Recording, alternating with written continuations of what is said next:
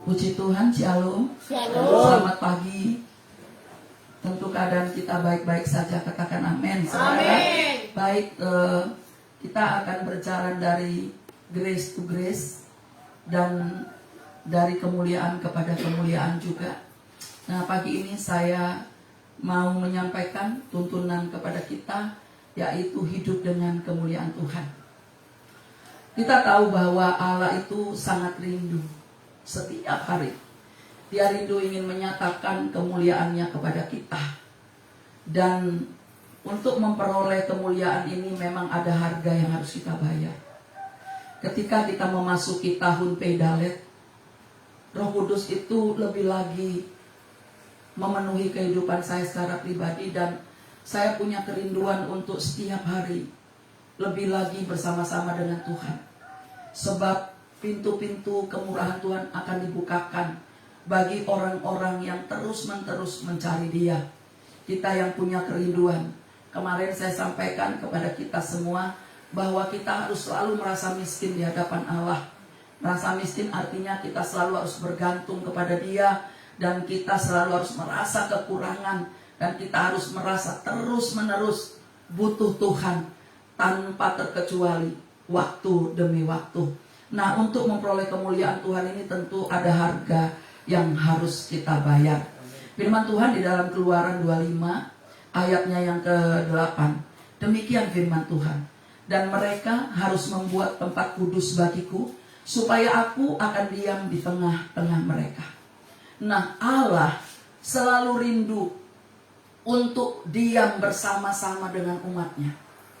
Jelas sekali ketika bangsa ini eksodus dari Mesir menuju tanah Kanaan.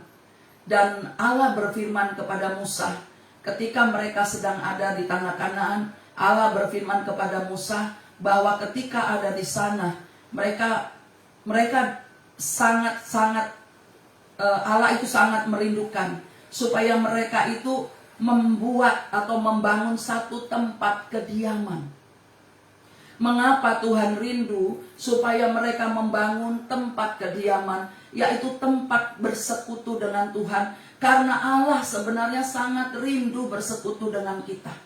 Kalau kita rindu bersekutu dengan Tuhan, ternyata Allah lebih dulu sangat rindu dengan kita, katakan amin. Ini kerinduan Allah yang sangat-sangat besar. Nah, kita harus membangun bait Allah. Di dalam Perjanjian Lama, bangunan adalah suatu tempat yang dirindukan.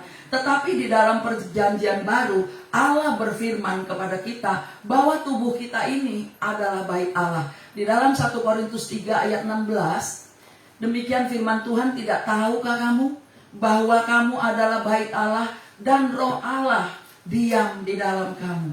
Bapak, Ibu, Saudara, Roh Allah diam di dalam kita. Mari sama-sama kita katakan, Roh Allah diam di dalam saya. Roh Allah diam di dalam saya. Roh Allah diam di dalam saya. Roh Allah diam di dalam saya. Nah, karena Roh Allah diam di dalam kita, otomatis Allah menginginkan setiap kita hidup di dalam kekudusan. Karena Allah tidak akan hadir di atas ketidakkudusan. Allah tidak tinggal bersama orang-orang yang tidak kudus. Allah tidak tinggal bersama orang-orang yang tidak suci. Allah menginginkan hidup kita kudus. Tanpa kekudusan maka kita akan menjadi kudis, saudara. Orang-orang yang tidak kudus akan menjadi kudis. Kurang disiplin artinya. Jadi kalau ada orang-orang yang kurang disiplin, itu memang karena dia nggak kudus. Akibat ketidakkudusan jadi kudis. Apa itu kudis? Apa tadi kudis? Kurang disiplin. Nah, kurang disiplin. Jadi kalau kita nggak disiplin, kamu nggak disiplin, itu kudis. Ya, ngeletakin bajunya rapi, menaruh barang-barangnya rapi, jam-jam doanya rapi, teratur, itu disiplin. Kenapa kita bisa disiplin? Karena Roh Allah tinggal di dalam kita. Nah, tanpa kekudusan kita akan menjadi berkuman. Ya, kuman itu kurang iman, bukan kurang makan. Jadi orang yang gak kudus otomatis dong kuman dia, kurang iman. Ya, kalau kita nggak kudus, nggak ada iman. Iman timbul dari mana? Dari pendengaran akan firman Kristus. Orang-orang kudus, orang-orang yang rindu akan Allah, selalu tetap dia perhatikan membaca firman. Karena firman Tuhan akan timbul dari apa yang kita lihat. Firman iman namanya. Kalau kita baca firman, iman kita setiap hari akan semakin bertambah-tambah. Iman kita akan semakin muncul. Satu lagi, kalau kita nggak kudus, kita jadi kurap. Kurap itu kurang berharap. Lose hope-nya. Jadi orang-orang yang nggak kudus, yang pertama tadi orang nggak kudus apa saudara? Kudus. Kurang Disiplin. Yang kedua Kuman. kurang. Iman. Yang ketiga Kurap. kurang berharap. Nah, orang-orang yang selalu berharap kebaikan, berharap masa depan penuh harapan, berharap hidupnya diberkati, berharap hidupnya mulia, berharap disertai Tuhan, itu orang yang beriman. Jadi kalau kita mau berjalan dari kemuliaan kepada kemuliaan Tuhan, berimanlah. Firman Tuhan berkata, aku tidak memberikan kepadamu apa? Masa depan yang tidak baik. Inilah harapan kita. Amin. Nah, oleh karena itu mari jadikan hidup kita kudus. Kalau kita kudus, maka Roh Allah betah tinggal bersama-sama dengan kita. Kalau engkau ada dalam keluarga, Roh Allah tinggal betah di dalam keluargamu. Kalau engkau di dalam satu tempat kerja, Roh Allah betah tinggal di situ. Engkau akan mewakili banyak orang, Allah akan tinggal di situ. Kalau engkau ada di kantor-kantor, engkau bersama-sama dengan Allah tinggal di situ. Engkau akan membawa damai sejahtera. Engkau takut akan Tuhan. Engkau akan memiliki kehidupan yang berubah day by day. Ini dia. Kemarin itu Bapak dapat kesaksian, ada orang yang ngomong begini. Wah, itu ada satu, katanya memang dia sih sudah nyandang ya, dia pendeta gitu ya. Tetapi karena kebetulan dia juga orang sekuler, dia bilang, saya heran lihat orang itu. Dia terus berbuat dosa, terus melakukan kejahatan, tapi dia melayani juga. Dia aktif khotbah. Dia justru sekarang juga udah menjadi seorang ini ya, staf di salah satu sinode gitu. Saya bilang, itu bukan urusan kita untuk menghakimi. Kalau memang kau mengasihi dia, ya kamu berdoa buat dia. Dengar, sering kali kita cuma mau melihat keburukan orang lain, tapi kita lupa siapa kita. Sering kali kita itu, saya bilang begini, mari kita masing-masing sadar bahwa kita dipanggil tidak untuk menghakimi, tapi kita dipanggil untuk menyatakan kebenaran. Kita dipanggil untuk membawa damai.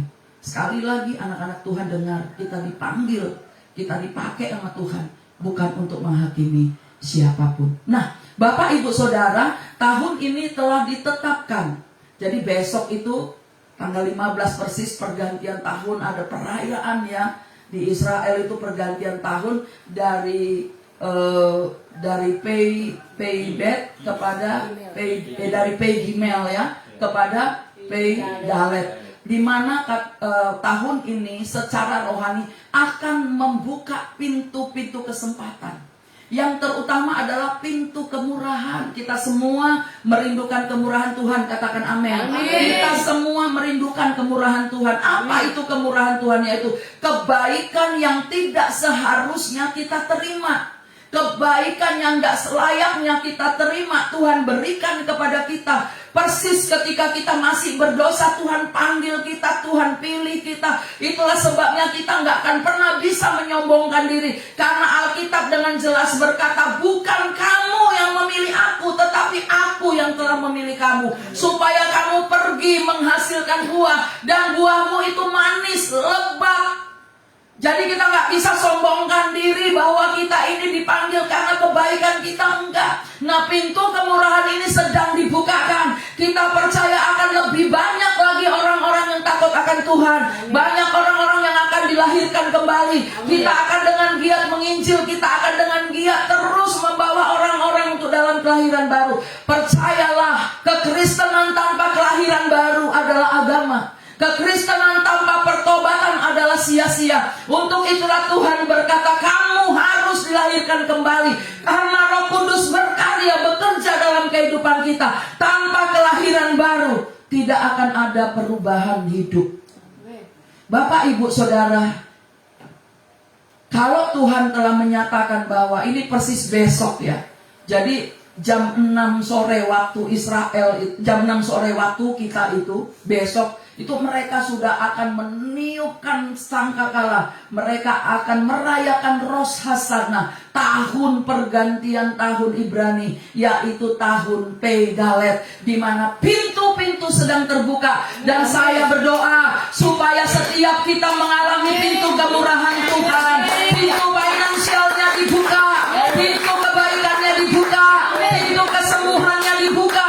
Di dalam nama Tuhan Yesus terjadi engkau yang sakit, engkau sembuh, karena pintu-pintu sedang dibukakan bagimu. Kalau kita mau melihat pintu itu terbuka, kita akan berjalan dari kekuatan yang satu kepada kekuatan yang lain. Saudara, gak ada istilah lemah dalam Tuhan. Kamu bisa capek, tapi kamu gak akan lemah, karena Tuhan sudah bukakan. Ya, yang lemah berkata, aku kuat. Amin. Ya, saya percaya kita gak akan ada ngantuk-ngantuk lagi di hadirat Allah.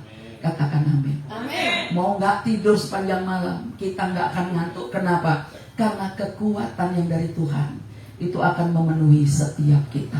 Kalau kita sekarang ini sedang menanti-nantikan Tuhan. Jadi begini, saya ngomong sama Bapak begini ya, saya janji sama Tuhan, tahun ini saya mau terus bersekutu dengan Tuhan sampai Tuhan bosan, dan Dia akan buka pintu, dan Dia yang akan membangun gereja kita. Saya bilang, orang boleh menutup tangannya, orang boleh menutup hatinya, orang boleh memfitnah kita karena iri dengki, orang boleh melakukan kejahatan, tetapi Dia, Tuhan, tidak akan pernah bisa. Dan sekarang Dia sedang menantikan kita. Dan saya percaya sekarang Tuhan sedang bergerak, dan Dia akan mengirimkan seseorang yang akan membangun gereja kita dari awal sampai selesai. Dari awal sampai selesai. Terbukalah pintu berkat itu, terbukalah pintu kemuliaan Allah, terbukalah sekarang sampai selama-lamanya. Dan orang-orang akan melihat, dan orang-orang akan menjadi takut dan berkata, sungguh Yesus adalah Tuhan. Mari beri tepuk tangan. Nah, karena itu kalau kita sudah menerima kemuliaan Allah, kekudusan Allah, kemuliaan itu harus dijaga, saudara. Di dalam 1 Samuel 4, 21 sampai 22, kita tahu cerita tentang Imam Eli, bukan? Bagaimana Imam Eli begitu sangat-sangat sepele dengan hadirat Allah. Seharusnya sebagai seorang imam, dia harusnya bisa menjaga api di bait Allah, lampu di bait Allah. Tetapi Alkitab kita dengan jelas mengatakan Imam Eli adalah imam yang rakus. Imam Eli adalah imam yang tidak tahu bersyukur. Imam Eli adalah imam yang jahat, yang hanya mengenyangkan dirinya, yang hanya mengenyangkan perutnya. Imam Eli adalah imam yang tidak mau tahu tentang dosa. Dia tidak peduli. Dikatakan bahwa lampu di bait Allah sudah padam. Tapi kita bersyukur ketika Samuel hadir di sana. Samuel menggantikan keimamatan Imam Eli. Saudara, karena tabut Allah sudah dirampas, bahkan akhirnya dirampas, saudara, dan mertuanya dan suaminya katanya telah lenyap kemuliaan Allah. Maka pada waktu itu lahirlah anak cucu daripada Imam Eli yang diberi nama siapa? Ikabod. Saudara, jangan sampai rumah tangga kita sudah ikabod, kita nggak sadar. Jangan sampai hidup kita udah ikabod, kita udah nggak sadar. Ikabod artinya apa? Sudah lenyap kemuliaan Allah. Bayangkan kalau sampai hidup kita ini nggak ada kemuliaan Allah. Ya, kita bisa tahu, mungkin kita orang Kristen, tapi kita nggak punya kemuliaan Allah. Orang-orang yang nggak punya kemuliaan Allah sama seperti itu yang kita ketemu di Parapat gitu. Waktu kita di pinggir jalan itu nggak ada kemuliaan Allah. Tapi kita ini punya kemuliaan Allah. Waktu kita naik mobil dari Medan Siantar, tiba-tiba kita disambut oleh ikabot di pinggir jalan, saudara. Bae, saudara. Ya, disambut. Jadi orang-orang yang nggak punya kemuliaan Allah seperti itu. Nah, bagaimana kemuliaan Allah itu ada pada kita? Firman Tuhan berkata, apimu harus dijaga. Api di mezbah harus tetap dijaga. Lampu di rumahmu harus tetap menyala. Lampu di bait Allah harus tetap menyala. Tadi saya katakan di perjanjian baru, bait Allah ini adalah tubuh kita. Roh Allah harus tetap dijaga. Kita harus menjaga kesucian kita. Kita harus seperti cucunya Imam Eli yang bernama Ikabod, hilang kemuliaan Allah dari kehidupan mereka. Kenapa hilang? Karena anak-anaknya lenyap dan Imam Eli sendiri lenyap. Ketika mereka mengalami yang tidak baik, mereka lenyap. Jangan sampai karena perubahan cuaca yang tidak baik, iklim yang tidak baik, kemuliaan Allah tidak ada di kota kita. Kita bertanggung jawab menjaga kemuliaan Allah. Kita bertanggung jawab untuk menjaga. Ketika kami berdoa di Medan, ketika tempat ini Pulau Nias diguyur sama hujan, kami sepakat berpuasa 2 hari saja. Dan Tuhan menjawab. Saya percaya kalau kita sungguh-sungguh berdoa, maka Tuhan akan menjawab doa kita.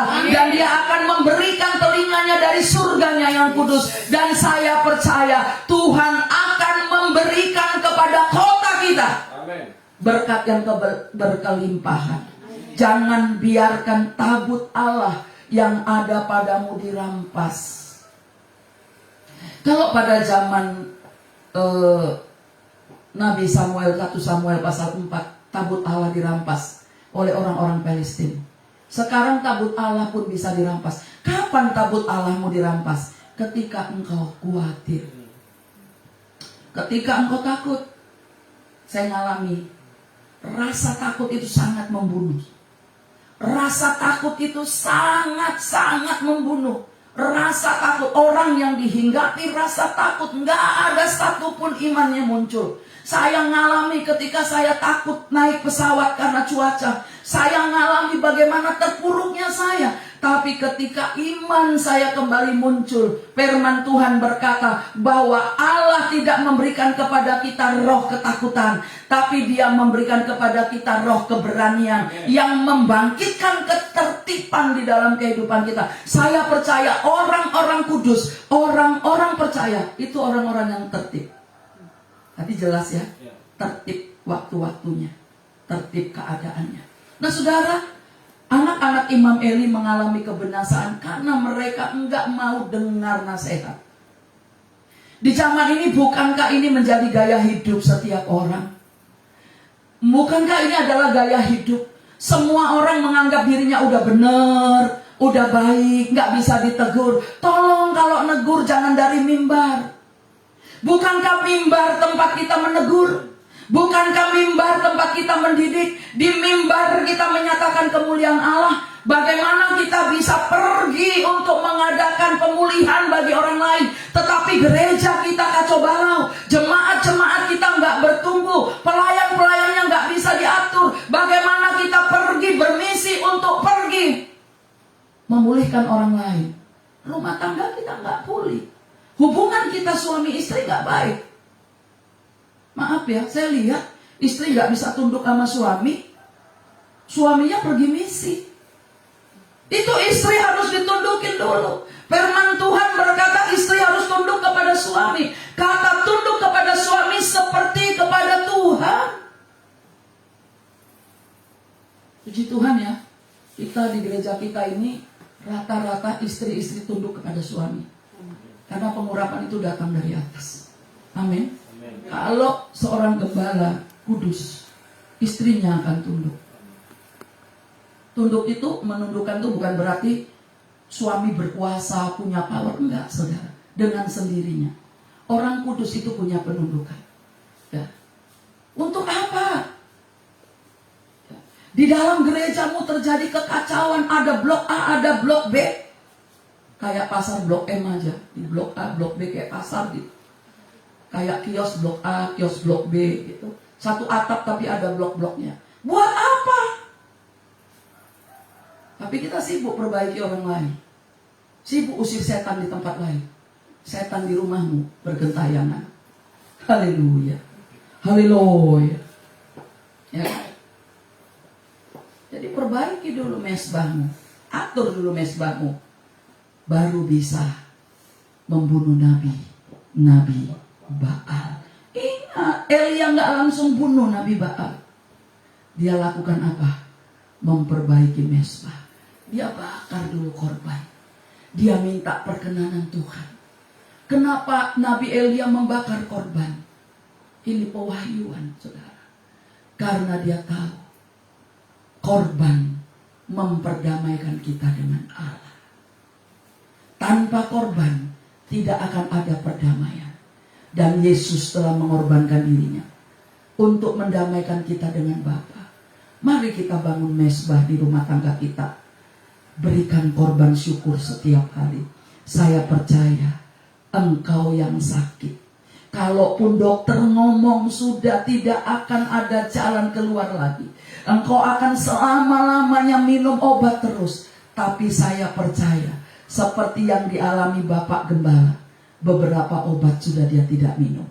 Sekarang sehat, berjalan dari kemuliaan kepada kemuliaan yang lain. Mari berikan tepuk tangan yang meriah kepada Tuhan. Kita harus menjaga api hidup kita. Kita harus menjaga persekutuan kita dengan Tuhan. Nah, karena itu saudara, karena ketidakkudusan Imam Eli, maka Imam Eli digantikan dan Tuhan berfirman di 1 Samuel pasal 2 ayat 35, dan aku akan mengangkat bagiku seorang imam kepercayaan yang berlaku sesuai dengan hatiku dan jiwaku. Perhatikan, Allah memanggil kita. Allah memilih kita supaya kita menjadi imam yang sepadan, yang sesuai dengan hati dan jiwanya Tuhan. Bukan Tuhan yang sesuai dengan kita, bukan Tuhan yang kita paksa, tetapi kitalah yang harus sesuai dengan Tuhan. Katakan amin. Seperti Allah yang berfirman kepada Daud, bahwa dia berkata tentang Daud, orang yang mengerti hatiku. Bagaimana kita mau berjalan dari kemuliaan kepada kemuliaan? Kita harus punya hubungan yang intim dengan Tuhan. Kita harus tahu perasaannya Tuhan. Kita harus tahu keinginannya Tuhan. Keinginannya Tuhan kita memuji menyembah Dia. Keinginannya Tuhan kita beribadah. Keinginannya Tuhan kita hidup kudus. Kita harus selaras dengan itu. Nggak bisa enggak? Saya percaya kenapa Tuhan tetap masih bersama-sama dengan kita. Karena Dia memberikan kemurahan hati kepada kita. Dia memberikan kekudusan kepada kita. Dia berkata, kuduslah kamu, sebab aku ini kudus. Saya bersyukur, ya saya sangat bersyukur Bapak tidak ada di, Bapak ambil bagian lagi di sinode ya, di kota kita ya, di BPD gitu. Ya, saya percaya ini memang udah waktunya kita hidupnya harus lebih benar lagi. Supaya kita tidak melihat hal-hal yang tidak baik. Saudara, kita melihat bagaimana Allah rindu supaya hati kita tetap rendah hati. Ya. Orang yang gak mau bertobat itu orang sombong. Dan orang sombong itu dibinasakan. Imam Eli tidak mau bertobat. Imam Eli cuek dengan yang namanya kebenaran. Imam Eli tidak peduli dengan yang namanya kebenaran. Dia cuek, dia gak mau bertobat. Apa yang terjadi? Dia mati, anak-anaknya mati, kemuliaannya dirampas, sehingga dia harus melahirkan cucu, ya, generasinya mempunyai branded dengan sebutan Ikabod. Artinya gara-gara kamu Allah meninggalkan Israel. Jangan sampai orang ngomong gini di gereja, gara-gara kamu aku gak senang ibadah. Gara-gara kamu, lihat mukamu, aku gak suka lagi ibadah. Tapi di gereja kita kan aneh. Udah dia gak bener, dia ngomong gini, gara-gara kamu aku gak suka. Jangan sampai ada orang yang menolak hadirnya Allah dalam rumah lo. Hati-hati jemaat-jemaat Tuhan. menolak dengan amarah, tidak boleh ada FA. Hati-hati, hati-hati, tahun pembalasan Tuhan terjadi. Kalau sekarang ini pintu terbuka karena kita jaga hidup kita, karena kita mau bayar harga. Tapi dengar, orang-orang yang gak mau bayar harga, orang-orang sombong, orang-orang yang mementingkan amarahnya, sehingga mengusir Allah dari rumahnya, hati-hati, pintu rumahmu akan, pintu surga tertutup bagimu. Mau kamu nangis-nangis kayak apapun, kalau kamu gak bertobat sungguh-sungguh, hati-hati ya. Jangan sampai gara-gara kamu, anak-anakmu jadi terkutuk. Ini pesan Tuhan. Nah, karena itu saudara, kalau kita sudah menjauh dari roh Allah, ya, di dalam 1 Samuel 4:3 itu jelas, ya. Kalau orang sudah jauh dari roh Allah, jelas akan mengalami kekalahan. Sering kali orang merasa bersalah, merasa takut, nggak nyaman kalau dibilang, kalau kamu sakit, selidiki dong hatimu, selidiki dong keadaanmu, terus nanti ngomong, kamu menghakimi. Bukankah firman Allah yang berkata demikian? Ketika kita jauh dari roh Allah, kita akan mengalami kekalahan. Roh Allah itu memberikan kita kemenangan, katakan amin. Daud berkata, sekarang aku tahu bahwa engkau memberikan kepada orang-orang yang kau urapi kemenangan. Tuhan memberikan kepada kita kemenangan karena dia mengurapi kita.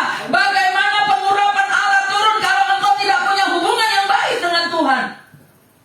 Pengurapan itu tidak akan kita terima melalui tumpangan tangan. Ingat ini, pengurapan itu hanya ada pada kita ketika firman dan Roh Kudus nyatu di dalam hidup kita. Katakan amin. Jangan sampai kita bilang, ngapa aku begini, mengapa nasibku begini, sampai nyanyi, oh ya nasib, ya nasib. Gak ada itu. Mengapa? Perkataan mengapa ini gak boleh ada. Kita yang harus bertanya kepada diri kita, ada apa? Bukan bertanya kepada Tuhan, mengapa? Ingat, Tuhan gak pernah jahat kepada kita. Tuhan gak pernah melakukan yang gak baik kepada kita. Kita yang sering melakukan kesalahan ini, kita yang harusnya setiap hari ada firman, kita terkoneksi dengan Tuhan, seharusnya ngomong, ada apa ya dengan saya? Ada apa ya saya kok gak connect terus? Ada apa saya ini? Seharusnya itulah yang terjadi kepada setiap kita. Tapi puji Tuhan, Tuhan itu baik, amin. Ketika anak-anaknya bertobat, ketika mereka kembali kepada Tuhan, melakukan sesuatu kepada Tuhan, mulai membakar korban, apa yang terjadi? Di dalam 1 Samuel 7 ayat 1-12 dan di ayatnya yang ke-10, Tuhan berfirman dan mereka bisa mengatakan, di sini dikatakan apa di ayatnya 10, saudara? Sampai di sini Tuhan menyertai kita. Sampai di sini Tuhan memberikan kekuatan kita. Saudara, ketika mereka mengadakan peperangan, mereka mulai melihat bagaimana Baal-Baal itu semua dihancurkan. Ketika mereka ada di Asdod, di dalam 1 Samuel pasal yang ke-5, ya, mereka ada di Asdod, saudara. Dan ketika mereka ada di sana, semua Baal-Baal, patung-patung sesembahan mereka itu tumbang, semua hancur. Ketika kita terus menyembah Tuhan, saya percaya semua berhala-berhala yang kita sayangi satu persatu tumbang. Satu persatu tumbang. Satu persatu tumbang. Karena Tuhan ada di tempat kita. Asdod artinya kamu tidak bisa menyamakan Tuhan dengan Baal. Kita tidak bisa hidup dengan Tuhan dan hidup dengan dunia. Kalau kita semakin kenceng hidupnya dengan Tuhan, maka Baal-Baal itu akan lari daripada kita. Saudara, ketika kita itu bangun pagi-pagi nyembah Tuhan, maka Asdod, ya, Dagon, berhala-berhala, berhalanya Wati ini Dagon Wati, hancur semua saudara di hadapan Tuhan. Ketika tabut Allah itu semakin kita angkat, yaitu pujian penyembahan kita semakin kita angkat, maka kita akan tiba di tempat yang tenang dan tentram. Dan kita akan berkata, hanya dekat Allah saja aku tenang. Mari dibaca firman Tuhan ini dari 1 Samuel pasal 4 tadi, kemudian sampai pasal 5 nanti dipelajari. Saudara, intinya di sini, ketika kita tidak bersama Tuhan, kita akan dibiarkan masuk dalam pemerasan. God itu berbicara tempat pemerasan. Nanti saudara catat-catat aja dulu, nanti dibaca. Kata God itu adalah tempat pemerasan. Saudara, jangan biarkan uangmu diperas dengan sakit penyakit. Hidupmu diperas, hubunganmu dengan Tuhan diperas. Kenapa? Sakit sedikit, kita nggak bisa nyembah Tuhan, nggak bisa datang tempat ibadah. Kita diperas, tapi lawanlah dia dengan iman yang tubuh. Katakan amin. Nggak perlu nengking-nengking, datang dengan ucapan syukur. Maka God itu akan pergi daripadamu. Engkau akan mengalami kemuliaan Tuhan yang hilang. Engkau akan alami kemuliaan Tuhan yang hilang.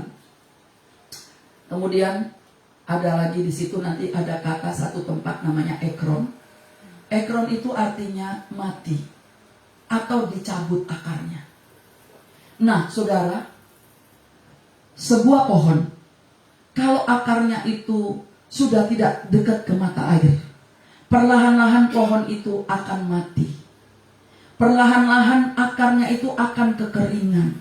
Kalau sampai engkau ada di Ekron, meskipun kau kadang-kadang datang ke gereja, tapi hidupmu ada di Ekron.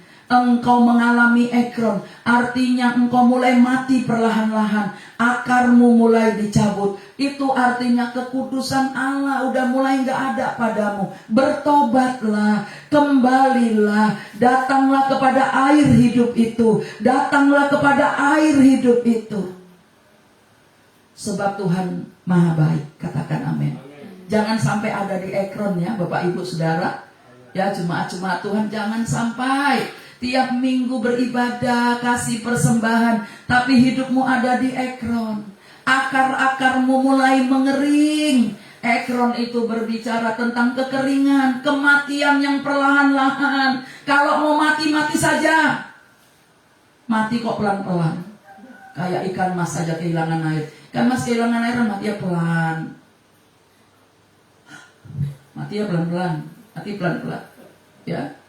Itu orang yang ada di Ekron. Kita nggak ada di Ekron. Kita ada di mana? Betel, rumah Tuhan. Bet itu rumah, El itu Tuhan. Kita bukan ada di Ekron. Katakan, saya nggak ada di Ekron. Saya ada di Betel. Saya ada di rumah Tuhan. Kemuliaan Tuhan memenuhi saya. Kemuliaan Tuhan memenuhi anak-anak saya. Kemuliaan Tuhan memenuhi suami saya. Kemuliaan Tuhan memenuhi gereja kita. Kemuliaan Tuhan memenuhi kota kita. Tidak ada kematian yang tiba-tiba. Tidak ada kematian yang tiba-tiba. Yang terakhir Wahyu 3 ayat 1 berkata, aku tahu segala pekerjaanmu. Engkau dikatakan hidup padahal engkau mati. Dengar, orang-orang yang mati adalah orang-orang yang berbicara mengenai Tuhan, tapi tidak hidup dalam Tuhan. Jika engkau banyak berbicara tentang Tuhan, tapi hidupmu nggak sepadan dengan Tuhan. Engkau berbicara dengan Tuhan, tapi engkau tidak bertindak sebagaimana Tuhan mau. Maka engkau disebut orang-orang mati. Aku tahu segala pekerjaanmu. Tuhan melihat kita. Tuhan mengetahui keadaan kita. Saudara, bagaimana hidup kita sekarang ini? Itu adalah buah daripada bagaimana kita hidup berapa tahun lalu. Kalau kita dipanggil oleh Tuhan untuk melayani Dia, itu adalah kehormatan. Itulah sebabnya ketika kita ada di doa pagi ini, kita ini ada bersama dengan Tuhan. Percayalah, enggak akan mati, engkau akan hidup. Engkau akan mengalami berkat-berkat Tuhan yang berkelimpahan. Sebab di dalam hadirat Tuhan katanya ada apa? Ada berkat, ada kelimpahan, ada kebaikan, ada tuntunan, ada pemberitahuan, ada teguran. Jangan gini, jangan gitu. Satu hal yang saya mau katakan, saudara, orang yang ada Roh Kudus, yang Roh Kudus dibiarkannya di dalam dirinya, dia akan terima nasihat. Dia bisa diatur. Dan orang yang penuh Roh Kudus dan dipimpin Roh Kudus, itu rumahnya rapi. Kalau kamu menempatkan benda-benda sesuai tempatnya, rapi, teratur, itu karena Roh Kudus. Ada nggak orang gila suka mandi? Orang gila rapi nggak dandan? Orang gila telanjang pun nggak malu. Ya, kalau engkau nggak rapi, ya, saya lihat ada kadang-kadang nih orang Kristen rumahnya itu semua itu baju di atas kulkas, handuk di atas kulkas gitu ya, tempatnya nggak jelas. Itu karena Roh Kudus nggak bertahta di hatinya, nggak bisa diperbaiki. Ya, saya lagi pelajari sini, orang yang jorok itu ternyata kejiwaan. Jadi ingat, apa itu yang mati pelan-pelan, apa namanya? Apa tempat itu apa namanya? Ekron. Jangan ada di Ekron, tapi tinggallah di Betel, di hadirat Tuhan. Haleluya. Amin. Mari kita berdoa.